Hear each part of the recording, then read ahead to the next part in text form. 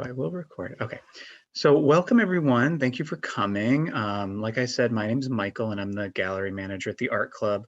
I'll just do a very brief overall introduction about the program and the speakers, and then I will let the speakers take it away on their programming. Like I said in the email to you all today, if you could just stay muted during the presentations, we'd appreciate it, because just the background noise on Zoom can sometimes be distracting. Questions are very welcome. We're going to do all the questions together. And just please put your questions in the chat, and we'll be happy to do all the questions. Some of you came to last night's program, and I will read all the questions that you put in the chat for all the speakers. So you can put the questions in as speakers are speaking, and then we'll do a big Q&A at the end for everyone. It's pretty straightforward. And then the other thing I was going to say is, first and foremost, thank you to the Boston Printmakers. Thank you to Renee, who's here, for being so organized, like I was saying, as people are coming in. We do have one more program in this series, and that is still listed on Eventbrite where you registered for this. That's the tour of Shepard and Mausley's studio. And there's still probably about 30 spots, 20 spots left in that program. So if that's something you might be interested in, they have a great video tour, and then we're going to do a Q&A with them. That information is online. I also mentioned last night, I'll mention again, the Boston Printmakers exhibition, the Connect exhibition at the Art Club, is open weekdays from 12 to 4 p.m. and any other time by appointment if you're in the Northeast and you feel like you're able to come. We are doing special weekend hours with time ticketing. We're doing weekend hours this Saturday, April 3rd, and we're doing them again on April 10th. And the time slots for those are basically 12 to 4 in the afternoon. You sign up for an hour spot, and we'll only have like 15 to 20 people in the building at a time, so it should be very safe, comfortable for everyone. So if you'd like to take advantage of that, there's still spots available both days. And I think there's several times available on both days. The last Zoom is on April 14th, and that is on the information on, and at the same time, it's a 6 p.m. program as well, 6 p.m. Eastern time. So those are the basics of what we're going to do tonight. So just as a little overview for everyone, the Boston Printmakers was founded in 1947, originally founded by students returning from World War II and encouraged by their faculty and by the Boston art community to start a printmaking organization. The name Boston Printmakers doesn't necessarily capture everyone who's a member of Boston Printmakers. The membership is open to artists living and working in North America, and artists include people who are from throughout the United States, Canada, Mexico, Cuba, and the Caribbean. And the show that's on view that some of you are in and some of you have seen at the Art Club really has people from all over. And when you come and you see the show, you'll see the names of some of the places people are from. And it really is a great diverse show in terms of geography. It's really fun to see that. And then just a little overview of what the Connect show is about. The whole theme of this exhibition was communication, and artists were encouraged to create small prints using the sort of themes of messaging, news, the idea of posting, and really it's an incredibly, incredibly diverse show. The maximum paper size was 8 by 10. There's over 130 works on view, and it's just such a diverse and excellent show. It is a traveling exhibition, and if you're interested in learning about the traveling aspect of this show and where it's traveling and how to connect with Boston Printmakers about that, you can email Boston Printmakers at exhibitioninfo@bostonprintmakers.org. And I'd encourage you to look at Boston Printmakers website, bostonprintmakers.org. I sent you a link to that in the email this morning. So I hope that you'll take advantage of that and explore their website a little more and learn more about what they're doing, because they're a great organization, printmakers from across the United States. So for tonight's lineup, we have a great collection of 3 artists who are going to talk about what they do and give us an in-depth look into their practices of printmaking. First, David Avery from San Francisco is going to speak, then P.D. Packard from Brooklyn, and then Andrea Martens, who is based in Roanoke, Virginia. So what I'll do is I'm going to do an introduction for each of these artists right before they speak. So first I'll do a little introduction of David. David will do his presentation. Then I'll do a little introduction of PD. PD will do her presentation, and then I'll do Andrea, and Andrea will do her presentation. And then we'll do all the question and answer together at the end. So again, anytime you have a question, just pop it in the chat so you don't forget it, and then I'll MC those questions at the end. If the chat gives you any trouble, you can always email me at michael@providenceartclub.org, and I'll be checking my email throughout the program as well. So first up, we're going to have David speaking. And I will just tell you, give you a very minimal introduction to David's work. David has exhibited his work widely. His work has been written about in the New York Times and the Washington Post. His work is in numerous collections, has been exhibited all over, and some of the collections his work is in includes the Fogg Art Museum at Harvard, the Stanford University Library, the New York Public Library, and the Library of Congress. David Avery has been exploring the mysteries of black and white etching for his own suspect purposes in San Francisco for several decades. He seeks to connect a centuries-old practice with the concerns of our modern predicament. So I'm very excited to hear what David has to say. So I'll stop sharing, and then David will share his screen.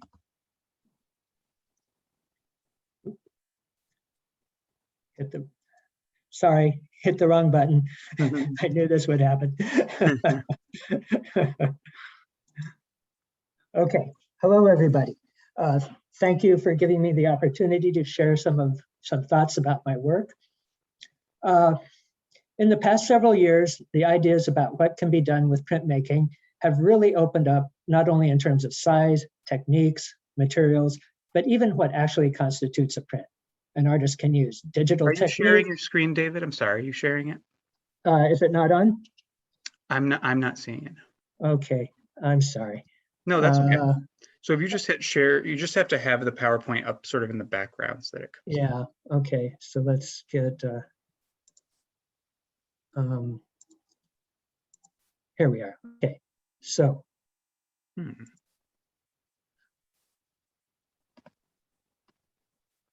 There you How's go. that? I'm so sorry. No, that's okay, perfect. Now if I can get it to, there we go. There you go. Where was I? Okay. Well, I was describing the techniques that the artist can use, different mediums, print 3D, print on porcelain, maybe even ice. I forget. Anyway, there are many new possibilities, and people have very creatively employed them in interesting ways. However, that is not what I'm going to be talking about today. My subject will be about the exploitation of constraints and limitations inherent in a tradition of black and white etching that extends back over more than 400 years. Having a piece of copper and an etching needle in my hand connects me with the master etchers and engravers of the past and creates an interesting bridge between past thought and our current situation. For instance, this piece, Death and the Maiden, reflects a theme that has been portrayed since the Middle Ages. Here, the maiden is depicted as being in the throes of a tiny scream to the exclusion of what we might be tempted to call real life. I will come back to the subject of past influences, but for those of you who are unfamiliar with the process, I would like to briefly describe a little of what goes on in the making of an etching. Now, it is surprising in some ways how little has changed in the methods of producing this kind of print. Okay, the press we now use is made out of steel, not oak, so we no longer need to smear pig fat on the roller axis for lubrication. And the star wheel is now geared, allowing the plate to move under pressure easily, rather than requiring one laborious oomph to get the plate through. But basically, the idea is the same. So briefly, to create an etching, a polished copper plate is heated and covered with a thin layer of wax, which hardens when it cools. The plate can then be coated with carbon from a burning taper, and the wax then remelted to form a dark and more resistant surface.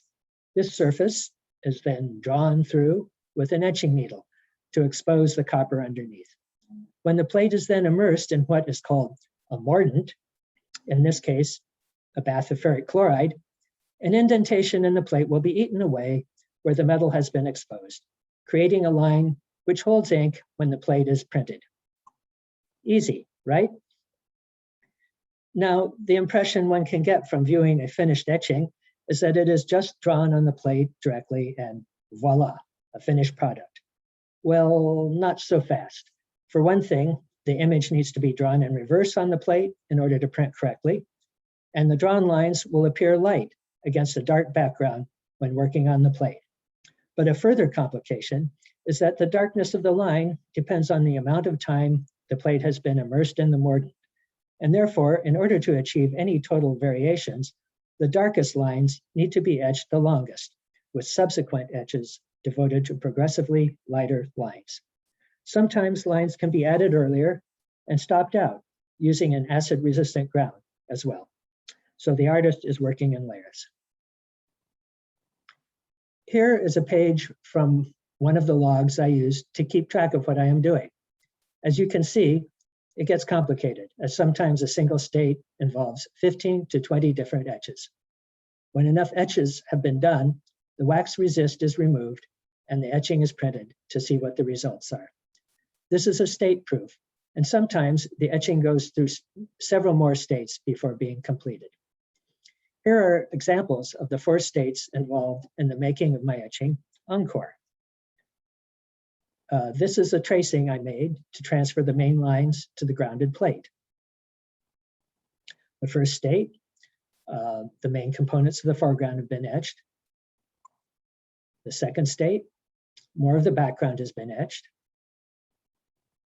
The third state, black feathers in the margins with more detail work and reinforcement in some areas, which you probably can't see on a computer screen.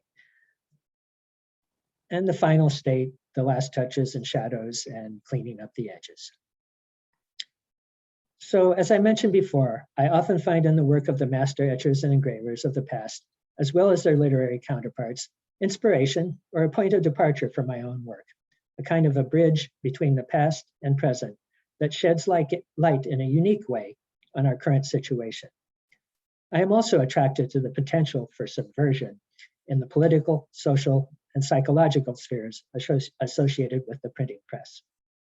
In the past, prints were often used to address contemporary issues of the day, sometimes cloaking a pointed message in the trappings of mythological or religious themes. More recently, I have tried to utilize the same techniques with regard to current curses of humanity to invite viewers to make their own connections between the follies of the past and our present day. I thought perhaps the best way to illustrate this would be to discuss a series of prints I did, which were based on a set of engravings called the Four Disgracers by 16th century engraver Hendrik Goltzius. These are depictions of mythological figures who, because of their hubris, ran afoul of the Olympic gods and are shown falling to their doom, each in the same pose, but shown from a different angle. But wait, these are not original images, but are based on paintings by his Dutch contemporary Cornelis van Harlem. And furthermore, not only has he appropriated the images, but he hijacked the original meanings of the ostensibly mythological subjects by adding Latin texts around the perimeters of the now circular images. These texts purport to describe the predicaments of the 4 fallen heroes, but actually allude to the moral and character failings of Philip II of Spain, who was trying to put the Netherlands back under his oppressive yoke at the time. Well, what's not to like about doing that, I thought, and this led to my first etching, Safe, Plain, Cheap, Phaeton in the 21st century. Of course, at that time, I had no intention of continuing with the other images, but one by one, they forced their way into my consciousness, even though after each one, I swore I would never try to write tiny backwards text around the circumference of a circle again. You remember, the image has to be on the plate, put on the plate in reverse. Phaeton. The story of the fall of Phaeton, depicted by Goltzius, is fairly well known. In a nutshell, Phaeton learns from his mother that his father is the god Helios and goes up to Olympus to see him. Helios greets him and says, "Yes, indeed, you are my son." Phaeton asks him for a sign, and Helios says he will grant him any wish he desires. Phaeton says, "I want to drive the fiery chariot that pulls the sun across the sky." Typical teenager. Helios says, "Please, anything but that. Even Zeus doesn't have the strength to do that." But Phaeton insists, and of course, loses control of the horses that pull the chariot, scorching parts of the earth and leaving other parts to freeze, compelling Zeus to hurl a thunderbolt at him to stop the destruction. My version was provoked by the nuclear disaster at the Fukushima power plant, and it is the hubris of the nuclear power industry that leads to disaster. In this first piece, both figures are falling in the same pose as the main figure in the original. The text reads, Tutum mundum vila, which is safe, clean, cheap. Thus, Phaeton's fall teaches us that no good end comes from rashly imposing on nature's domain. Icarus. In observing the fall of Icarus by Goltzius, I could not help but see the outstretched hand in front of the clueless face as holding a smartphone, which led to the etching, too close to the sun. I had been noticing that if any doubt or question was expressed in a casual conversation, a smartphone would be whipped out, and by looking up a single answer, the bearer demonstrated a complete mastery of the subject. The text reads, all knowledge is at our fingertips, but where is the balance? Knowing everything, we know nothing. And in the Latin translates approximately, and Icarus will keep falling into the sea of Icarus. At least Daedalus, pictured in the lower portion of the print, knew what the telephone was for. Tantalus. Tantalus, a mortal fathered by Zeus, had, among his other indiscretions towards the gods, decided to kill, dismember, and boil his son, and serve him at a banquet for the inhabitants of Mount Olympus, to test whether they were actually omniscient. They were. His punishment was to be made to stand in a pool of water that receded every time he tried to satisfy his thirst, and to stand under a tree that pulled away its branches whenever he tried to pluck any fruit. In ancient Greece, cannibalism and the killing of kin were considered to be among the worst atrocities one could commit. The idea that we are robbing our children's future was the basis for running on empty. You will notice in both prints a small head immersed in water in the lower right, looking up at a fruit tree or a tiny gas pump. The symbol of the elephant should be self-explanatory. The text reads, what agonies of thirst Tantalus suffers, who would feed his children to the gods, those who cannibalize their children's future and expect no consequences. How miserable. Ixion. And lastly, the fall of Ixion. This is the most complex of the four images and was the most difficult for me to translate into an etching. It is also the least well-known of the four stories. However, when I came upon the English translation of the Latin text while suffering the daily barrage of insanity going on, my version of the fourth plate, Mendacia Ridicula, the wheel of Ixion, fell into place. I was able to use the original text almost in its entirety with just a few tweaks. Incidentally, Mendacia Ridicula refers to an obscure category of literature having to do with the outrageous lies of characters such as Baron von Munchausen or those found in the tales of Lucian. So, to refresh your memories, Ixion was redeemed and invited up to Olympus by Zeus after committing some rather unsavory crimes against his mortal brethren. In keeping with his character, once among the gods, he lusted after Zeus's wife Hera, and when Zeus realized this, he created a dark cloud, stormy, in the likeness of Hera, with whom Ixion proceeded to have intercourse. Needless to say, when he subsequently boasted about his supposed conquest, he was punished, that is, tied to the spinning wheel of Ixion for eternity. However, the sexual encounter was unprotected, and depending on your preference of myth, the dark cloud either gave birth to the race of centaurs, which the ancient Greeks thought of as monsters, or to a deplorable individual who was responsible for fathering them. I'll leave it to your imagination as to how that was accomplished. So I will leave you with the last text, which is, let the fool absorbed by meaningless fame, whose wildly beating heart lusts after popularity, take heed from Ixion, who, fooled by Zeus, coupled with a dark cloud and bred monsters. So thank you again for allowing me to share my work with you. And that's it. Thank you.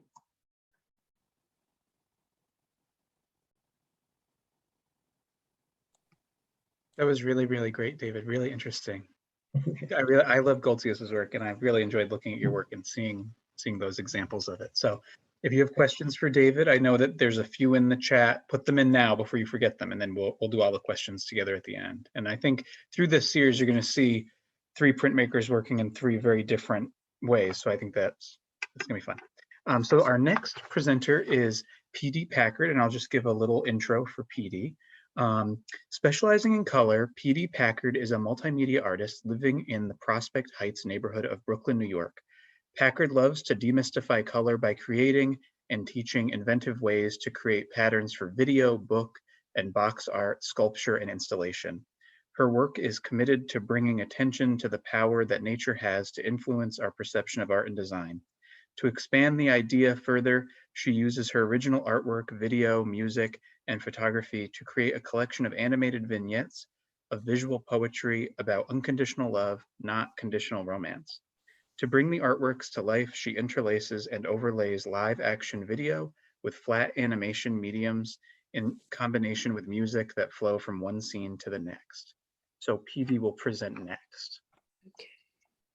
So I go ahead and share my screen. Yeah, you can share.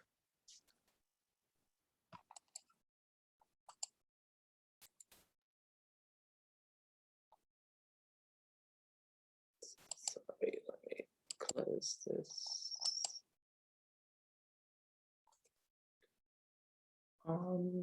Let's see. Sorry.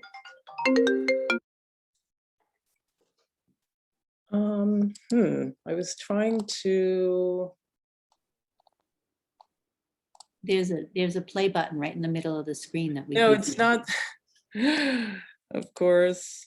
I was trying to make it a full screen, and I don't know why it's not doing that now. It is full screen for us. Oh, it is? Oh, well, there you go. Okay.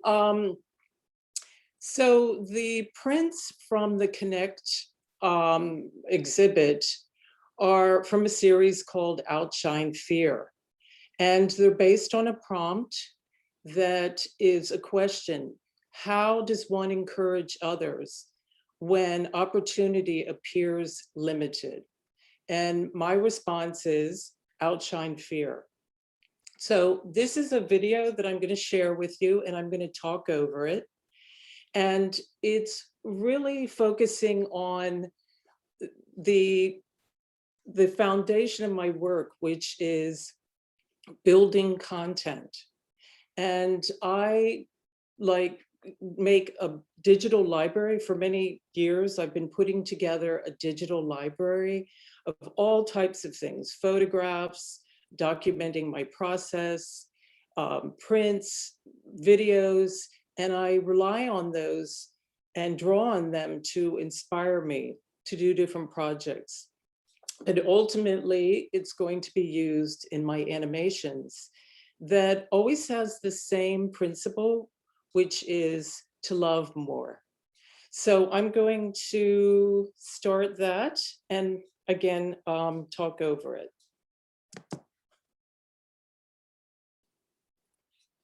So the series Outshine Fear, it comes from a series of portraits that I took of my children throughout the years. They're young adults now, but they always obliged me. And I could always work with them throughout the years. Now I use the alternative photographic method, cyanotype, to develop it. And then I make a negative or transparency from my computer. And with this paper coated with the cyanotype formula, I expose it to the sun. And then it goes through a series of baths like vinegar and hydrogen peroxide, etc., to create like tones and contrast. Now, the top layer of this, these artworks are made with pattern and prose. And it's really just me talking to myself, encouraging myself to love more. And the artwork is created, digitally created on a computer. And I printed, or I laser cut it out of plexi to make the printing plate. And I like to use this ink. It's less toxic than Intaglio ink. And these are the final pieces, which are in the exhibit, this one. And you'll notice that there's a machine stitch. This comes from when I worked in the garment industry or the fashion industry. And I make plates, I use the plates from Outshine Fear to create this suit. And it represents an armor that even in challenging times, you're embraced by and protected by love. And I made an animation from it called Armor Clad in Love, and it's going to be screening in the Southern Graphic Council International exhibit in April. And this is a short little clip of a video, the animation from the video, and you can see the entire video in the upcoming event. And I'm going to be there with a group of artists that use printmaking and animation together, and it's called Print Flicks. There's about 8 of us, no, 10 maybe. Now I specialize in printed decorative papers, and I take, that's my studio, and I take harvested plants and I print with them using Aqua liquid pigments. Now the liquid is fantastic. I can paint with it. I can print like 10, 12, 15, 20 layers that permeate the paper and create these vibrant colors.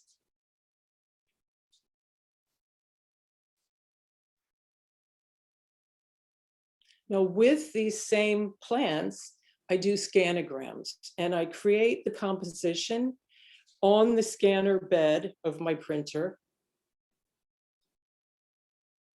And it's always focused on color and pattern. And I animate it. And then I mix in prints to make it more, give it more depth. Now I'm going to show you a series, like 3 little vignettes, little short videos that show all the techniques that I use. And it also has music.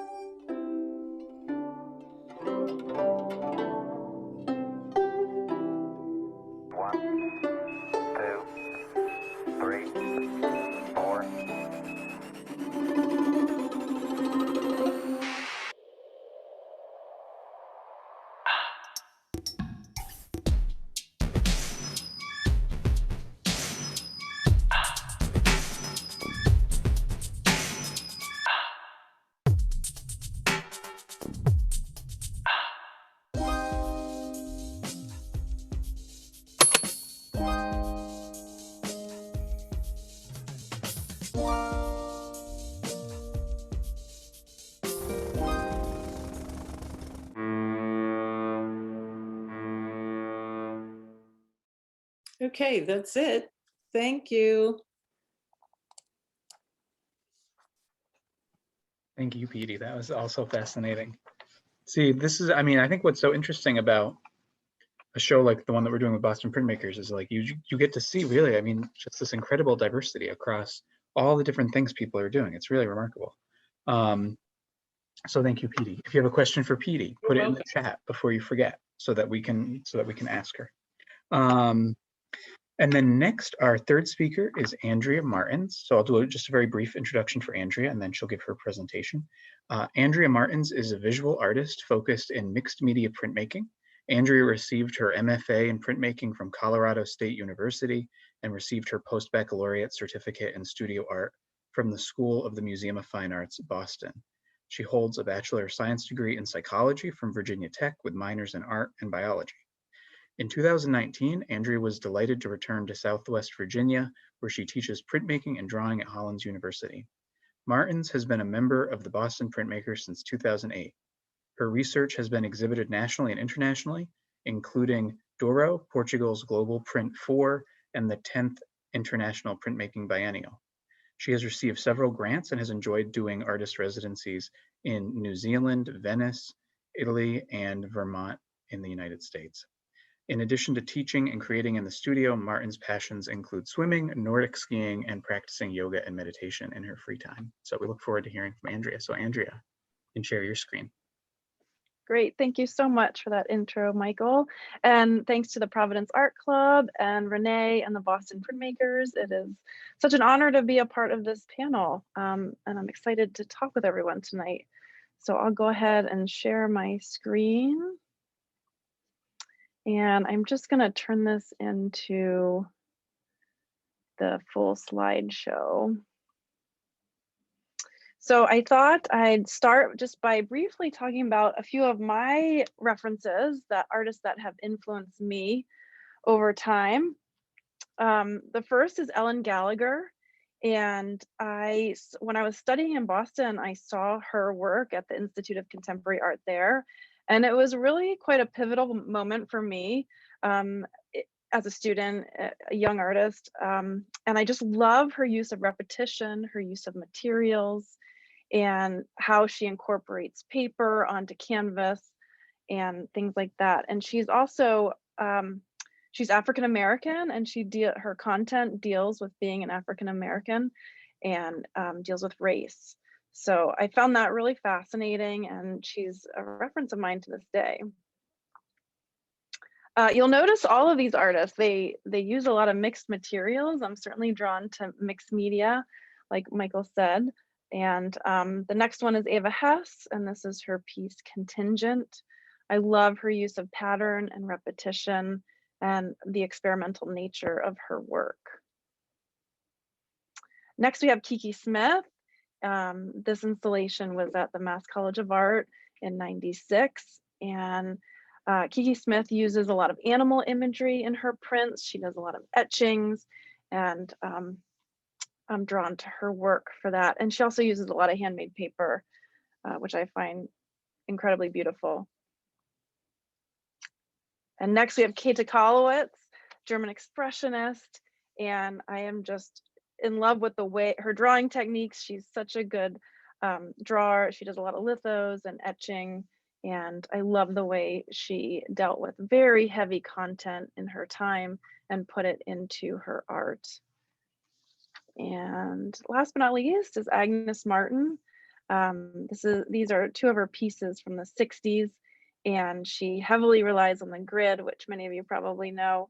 And I love the way she incorporates the grid and talks about the square and the rectangle in her pieces, and deals with formal investigation in painting and prints.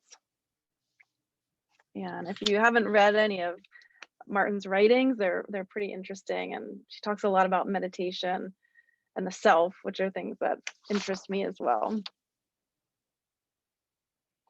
My work in the Connect show is part of a series that I've been working on called Through the Veil, and these pieces are intaglio on handmade paper. I'm using I think someone's unmuted there, I don't know though. So let's see, within these pieces, like I said, I like to meditate. And so, I don't know, oh, there we go. And so I took a meditation workshop once, and the instructor talked about deliberately stopping and recognizing moments of joy, or moments, I think they use the term like pure moments. And I think in times like this, during the pandemic, you know, sort of times that feel very heavy, that has really stuck with me, to really sort of stop and just consciously recognize when you see something positive, or, you know, periods of light. And here's the other one. These are printed on handmade paper. I do love to make my own paper when I can. And it was a handmade cotton paper, very thin sheets. I tend to use Charbonnel etching inks in combination with like Graphic Chem or Dan Smith etching inks. I like the combination of the two. And so this was Charbonnel Soft Black etching and Graphic Chem etching green ink. And right now I'm working on a larger series of these. These are additional pieces, variations, and the larger series, I hope to have the outcome of about 20 different diptychs, size 11 by 16. And here's another one. Let's see. Some of these are on display. Some of the variations are on display right now at Sweetbriar College. If anyone does live close to Virginia, they're on display up there for through April. And let's see, right now I'm printing at Hollins University in our Visual Arts Center, and that's our lovely print shop. And we have a wonderful Griffin etching press with a bed that's 32.5 by 54. And so I've been really enjoying using our facilities here. It's quite lovely when you have a shop you can go to and work in regularly. I thought I'd also take a minute to talk about a concurrent body of work that I tend to work in series. So this is a series that I call my Bycatch series. And like we said in the beginning, I do consider myself a mixed media printmaker. I do like to experiment with different materials and see how they work together, or a lot of times don't work together. Yeah, and I definitely use handmade paper a lot. In this series, I'm using Encaustic, which I've really enjoyed exploring as well. There's a lot of layering that can go on with Encaustic and printmaking, and it's been really super fun to work on. And my technique is always grounded in printmaking. I almost always start with prints and build out from there. And I definitely enjoy the fragile and resilient qualities of handmade paper, of both handmade paper and Encaustic. And in my work, I do tend to focus on environmental or animal related issues. And I enjoy exploring both form and content. And so this one is Bycatch 1. And this is an etching on paper with Encaustic and transfer. And here is another one called Bycatch 2.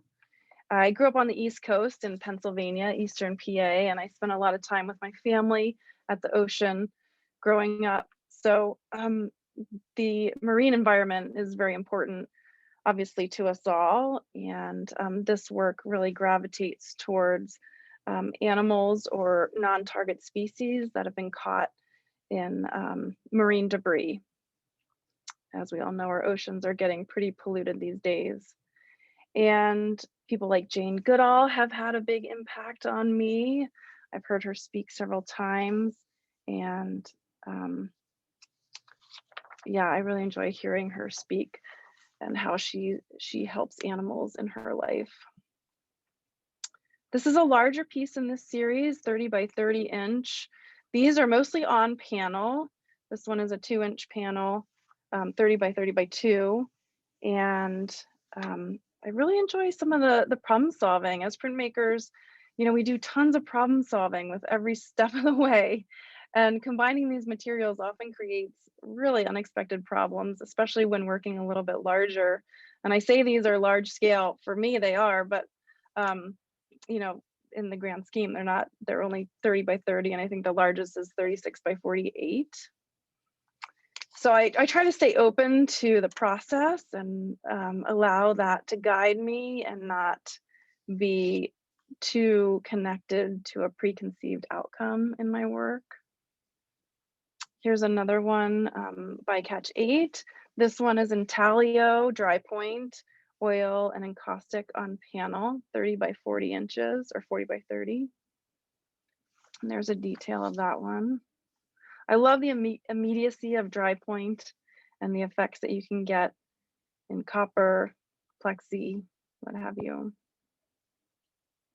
I'm sorry about the quality of this slide. It's a little on the dark side. This is one of the biggest, 36 by 48. And there's a detail of that one.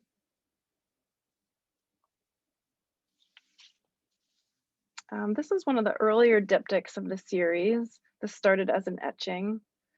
And they are each 16 by 16 inches. They were etchings on copper, etchings in dry point, and I've got encaustic and oil on them. And there's a detail of that. Here's another one, and for this one, I have to give a shout out to Carolyn Muscat, also of the Boston Printmakers. She taught me lithography years ago, and as did Jim Dormer out in Colorado. But I gotta say, their teaching techniques, I mean, it's amazing what a good teacher can do. And the way that Carolyn taught me litho, I've never forgotten it, and I pass it on to my students. And this piece is a double run litho with encaustic and oil. And there's a detail of those. And here's another one. This piece I created after reading that we've got every year over 8 million tons of plastic going into our oceans. And so this piece I created after reading that. This piece has some elements that have recurred over time. The numbers have come back over time in my work. And so it's always an interesting phenomenon, I think, when things reappear after years. It's kind of fun. These two were two etchings, and they were sort of the impetus of the series. They were early on, and they are on Gompi handmade paper. And those are 18 by 18. And here are several diptychs. And I do like to work somewhat abstractly, even though I have the environment and animal, the human-animal relationship and our footprint on my mind. I do like to work abstractly and not be overly didactic. I enjoy when people can bring their own thoughts and feelings to my work and have their own responses to it as well. This one is a collograph, and it's called 80 plastic bags because I read about a beached whale that washed up on shore and had 80 bags lodged in its stomach. And here's another one that's primarily a digital print with encaustic and oil. And here I was just playing with the concept of the net and the grid and these byproducts of trash. And these last two are two pieces from a different series, also looking at our relationship with animals that are on the endangered species list. This one I created in New Zealand while working at a residency there, and it's a soft ground etching. I used the milkweed plant and ran it through the press, and then played with layering on top of it. And this one is called Critically Endangered Cayman Blue. And after taking a short trip to the Cayman Islands, we saw a center that's looking to hopefully increase numbers of the Cayman blue iguana that is in a lot of trouble these days. One of its main predators is traffic, or one of its main dangers, I should say, is traffic and human encroachment. And that's it for me. And stop share. That was great. Thank you so much, Andrea. Thank you. So to all three of our speakers, thank you so much. It's so, again, it's so interesting to see, three artists who are working in three completely unique ways unto themselves, and to learn about what all of you are doing. And thank you to Renee for putting together this excellent lineup. Yes. I am going to start from the top with the questions, but feel free to continue putting your questions in. You may not hear your question exactly be asked, but I may group questions together so that everyone's getting what they were interested in. So one question for David was, I'll start with David. Can I ask David, is one reason why he completed etchings instead of other printing techniques to achieve such a fine level of detail? Is detail one of the main reasons that you chose your medium? And make sure to unmute yourself when you're talking. There you go. Yes. The short answer is yes. Yeah, I just was always drawn to etching, and it's really interesting to see how far you can take it, and things you can try that don't really work in other mediums. So. And another question for you is, do you tend to use cross-hatching to develop your shading in your work? Yeah, for the most part, yeah. I mean, sometimes there's stipple or other things, but I do a lot of cross hatching. Do you ever use Aqua Tint? Someone else was wondering. No, not usually. I have a couple of pieces that have Aqua Tint that were very specific to the pieces, but I just like the quality of the line, and I like the textures that come about by overlaying lines on top of each other, and you can get all sorts of tonal variations. Absolutely. And when we did our, when David and Andrea, PD, and Renee did our little test, I said to David, I know what question you're definitely going to get, and it's here. I knew it. So for David, how long does one of these etchings take you? How long? And do you ever work on multiple pieces at a time? The piece Encore that I showed the States, that represents, several months, maybe 3-4 months. And I don't usually work on different pieces at the same time. Sometimes they overlap, but I mean, one piece is enough to, it's like working on 2 novels at the same time. I don't know, it's a little much. And then a question from Susan. Could you tell us more about Goltzius and why his dramatic perspective of figures why that was so relevant to you and why that so interested you? Interesting. Once again, those came from paintings by the other Dutch painter, and I've never been able to find the other 3 paintings on the internet anywhere, so it's kind of a curious thing. But I think that was a time when people were starting to play with perspective for the first time, and so a whole new world had opened up to them. And I guess I was just caught up in that excitement. I don't know. That's great. Very fun. And then we'll do some questions for PD. So for PD, the paper of the suits looks like cloth that has a textile sort of quality. How do you get that quality from paper? It's actually really stiff. It's very stiff. It's not flexible. Actually, that's a contradiction. The jacket is very stiff because I reinforce it with layers. It's kozo paper or mulberry paper, Japanese paper. And what's incredible about it is you can just keep layering it, gluing it down. And, but if they mean construction, like creating it in the aspect of it looking like a real jacket, I'm using the actual principles in fashion design. I make a pattern. I actually drape it from, fabric first. And then the paper is just, it's amazing. It's very flexible. It really in person looks like paper, but, and people have tried it on and they can wear it, but it's pretty stiff. I mean, I've been told that in Japan, like very wealthy people many years, I don't know, 1,000 years ago, I don't know how long ago, but they wore paper clothes. Has anyone heard that? Someone told me that was something that they did of wealth. But I don't know why it looks so real, but it's just the principles of, the actual principles of making clothes. Wow, that's great. Really interesting. And I said to PD on our test as well, one of the best Zoom backgrounds that I've seen so far. Lovely, very nice Zoom background with your work behind you. Is perfectly curated Zoom background. Thank you.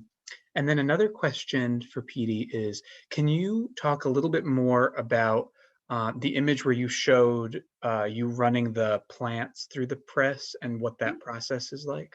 Sure. I actually have a video that's on the Aqua Inks, their YouTube channel, and it's of the same name, Printing Decorative Papers with PD Packard, where it shows the technique in depth. But basically, it's just inking a plate with Aqua liquid pigments, and then placing the plants on top, like, like masking it and, running it through with the paper. But what's so extraordinary about this liquid is that it permeates, and you can just do it over and over. It doesn't become saturated or opaque. It doesn't become opaque. You just can do infinite layers. It's incredible. That's great. Yeah, really interesting techniques. Another question for PD was about the cyanotype work that you're doing. And are you using standard cyanotype paper, or is it some kind of specialty paper that you're utilizing? No, it's not standard. It's again, it's Kozo paper. And what I love is that you can just permeate it. And see, I come from textile design. That was my degree, fashion and textile. So all the principles used in textile design, like permeating the fabrics, this I translate into printing on paper to actually permeate and saturate it with color. So it's just Kozo paper, but very, very strong and thick, so it can take it. It can take the baths. It doesn't fall apart. That's great. Another great resource for people. Another question for PD is, can you describe or compare how the video, paper printing, and cyanotype is taken apart and put back together again? Is the process part of the conversation that you're having with yourself? Yeah, I'm super duper methodical. So it's, whether it's mental or physical, it's layered. And I'm always pushing new techniques to express my love of color and pattern. So yeah, I mean, every layer or other mediums, every coat of another color just adds to creating an experience. When I was a designer, it was about solving problems, but in art, it's about creating an experience for me. So it's still telling a story. So the layering, so making a scanogram and then taking everything apart. And because I use the computer, like Photoshop and After Effects, and I take them all apart and I can animate them. But the colors of the backgrounds of my videos, I couldn't obtain, get those colors without printing and making all these layers. So yeah, it's like unified and makes sense for me to create an experience. Wow, that's really interesting. And did you, in terms of the video, this is my question, in terms of the video side of it, how did you train yourself on how to make these videos, or how did you do that? Like, how are you, I mean, it seems like you've developed a lot of expertise in all these sort of different areas, but especially video, I think, can be so challenging for people. Yeah, I'm self-taught, and I'm going to tell you, if you looked through the window of my studio, you would see me like really, it was really, really challenging for me at the beginning to learn how to do it. It took a long time, and every time I looked like at a couch, I was like, oh, I'm just going to lay down and sleep for a while. But eventually it clicked. And it's like a language. So you have to keep practicing it. Yeah.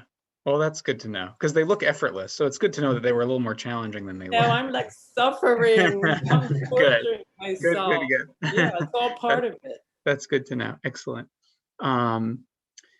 So then the next series of questions is going to be for Andrea. So Andrea, can you explain the process of making your paper, please? Sure. It's a little involved. I'll sort of talk about it in a nutshell.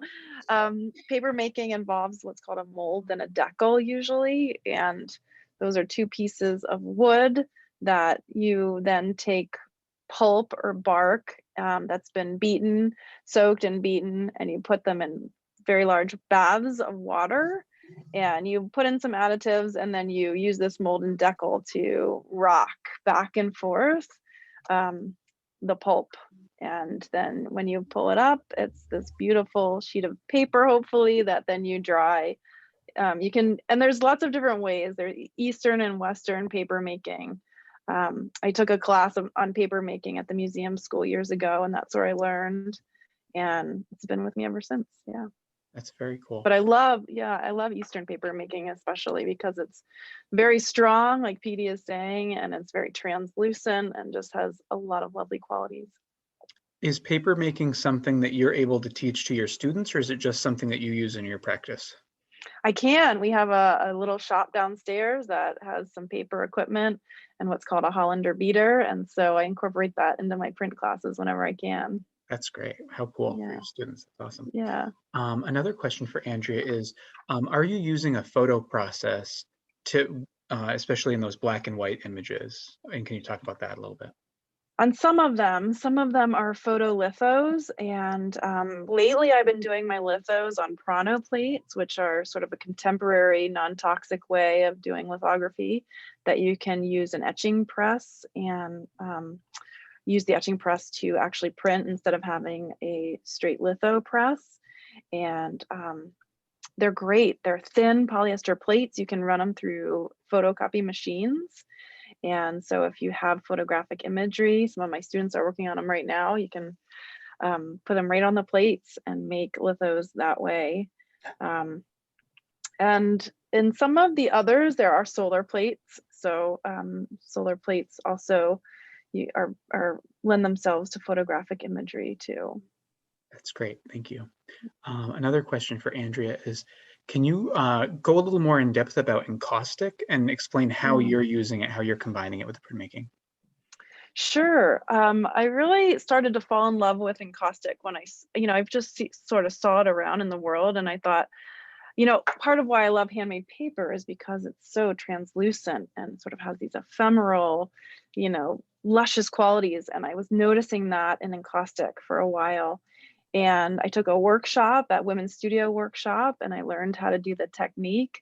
And I just love the way you can layer into it with printmaking. I'll often print on paper and then layer Encaustic in and through that paper and the prints. And it's this really lovely medium. You have to be careful with Encaustic. You have to have really good, adequate ventilation and keep things at a consistent temperature, but it is a really fun medium to explore.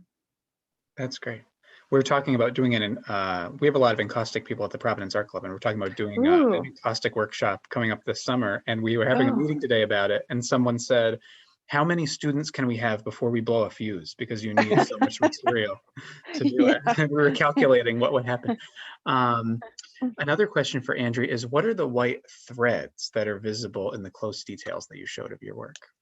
Oh, those are areas of oil. Like I'll scratch back into the Encaustic with some of my printmaking needles, and then I take oil stick or whatever I have around and sort of play with putting ink back. It's almost like a plate, like a metal plate, because then you're rubbing ink back into a groove that you've made. So they're not actually threads, but I could see how someone would think that, yeah. Mm-hmm. And then another question is about your strategy when it comes to abstraction. Like how abstract do you seek for them to be? And it seems like you're aiming for there to be enough information for the viewer to sort of put something into it. What's your opinion on the way you use abstraction? Yeah, like I was saying, I'm definitely drawn to abstraction, but hinting toward my intention, maybe through my titles or little hints in the work. But I really do enjoy when people can have their own responses and some of these issues are very sensitive, and I think it's important to give people space to bring their own thoughts and emotions to issues like environmental and animal related issues. Yeah. Have you ever collaborated with any scientists in your work at all when it comes to like marine biologists or anything like that? That's interesting. I visited a class this semester with a biologist here on campus, and it got me thinking. I haven't yet. I've been in some art science shows, but Mhm. I would love to do that. I'd love to. The science biology professor here, I was trying to think about ways that we could collaborate. She does research with sea turtles, Oh. so that could be a good opportunity. Yeah, that would be interesting to see. Yeah. And then one more question for Andrea is, could you talk a little bit about the title Through the Veil? Does that have a religious association? Oh, I saw this question. For me, it doesn't. No, I didn't have any religious ideas on that when making the work. But this series, I've been thinking about, what is under the surface and what is revealed versus what is concealed. And, printmaking is so much about layering, and sometimes now I've been seeing these images in layers, and what maybe isn't right away that we see, and things that you need to pause and reflect on. And so Through the Veil that's how I arrived at that title. Yeah, thank you. And then one item is a comment for Petey, which is not only Japanese wore paper clothes, but soldiers would exchange messages on their crochet shirts during war. So Oh, that's wow. just an interesting Thank fact you, about whoever that was. that was from Thanks. Sandra. So thank you, Sandra, for that. And then one other question for Petey is the journey to love more challenging at times? I would imagine that starting with your children is very grounding. Ugh, okay. Yes, it's hard as heaven. Yeah, I mean, my work is just me talking to myself, reaffirming not to become frustrated, to keep committed, even if it looks like there's not a good outcome. I remain trying to love more. Yeah, it's hard, for sure. Yeah, that's good. But I think all of you have these sort of, Andrea has meditation going on, and Petey has this, and David, there must be some meditative element to all those little lines that you're carving, I assume. It's called obsessive compulsive. Yeah, something else for you. And then a question for David is, whereas Petey and Andrea are working in materials that tend to be a little less toxic, you're still using materials that are, have a high level of toxicity. So can you talk about what that experience is like for you, and then how do you handle like disposal and stuff like that? Oh, yeah. Well, yeah, disposal, that's a whole other issue. I mean, I'm not using acid, I'm using ferric chloride, which is really pretty non-toxic if you don't drink it. I'm using black carbon-based inks that I'm still alive. I don't know. They've been being used for centuries. I'm not sure how old printmakers lived to be back in the 1600s or whatever, but I think all in all, especially with the scale, I mean, if I was doing these big, huge prints, that would be a completely different story. Yeah. But working in a small format and having enough ventilation, and I feel comfortable with it. And I haven't found the old materials are what work for me. Yeah. Some of the new inks, they're great for some things, but they don't work for me. So there you go. That's okay.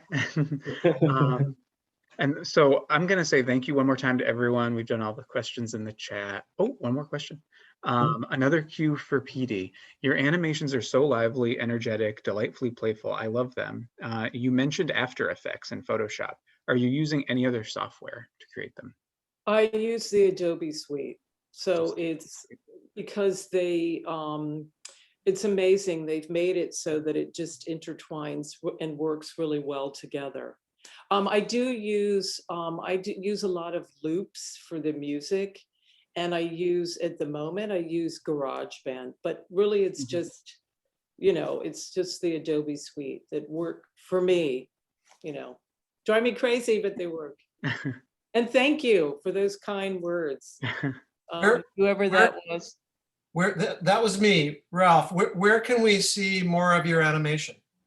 I have a profile on Vimeo, so it's PD Packard. And I have like a collection. I make these short vignettes and then I put them all together. So I have an even longer one called Equal the Difference, Universal Love. So it's something, there's a few on there, including my video from today. But thank you. I really appreciate that. Thanks so much. Thank you. Yeah, I mean, I just will say one more time, so impressive to teach yourself that, because I'm always patting myself on the back for being so good at Zoom, and that's so, that's much harder. That's even hard too. But I have to say that I can't necessarily, well, I guess I could teach it, but I don't learn all the terminology. Like people that teach the programs can use all the words. Yeah. I'm just like, what was that again? How do I get there? Yeah, well, that's great.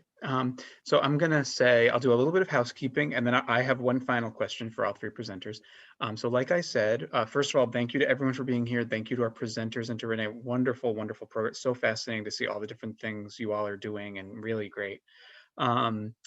The show is on view through the 16th at the Providence Art Club. I do hope you'll come see it, because you can see works by all three of these artists. And they're really lovely in person, delicate, small artworks, really fun to see. If you'd like to come and you can't make it during our listed gallery hours, please just email me and we will find a time for you to come and see the show. No problem at all. And the other thing is, we do have that one more program in this series. You can find that on Eventbrite, and then our weekend hours, which I mentioned. We are recording this. I'll make that recording available to you. And then my final question is always, I said this last night and I'll say it again tonight. I love when you ask an artist, what's your favorite painting? And they say the next one, like there's some feeling of like, ooh, we're always looking forward.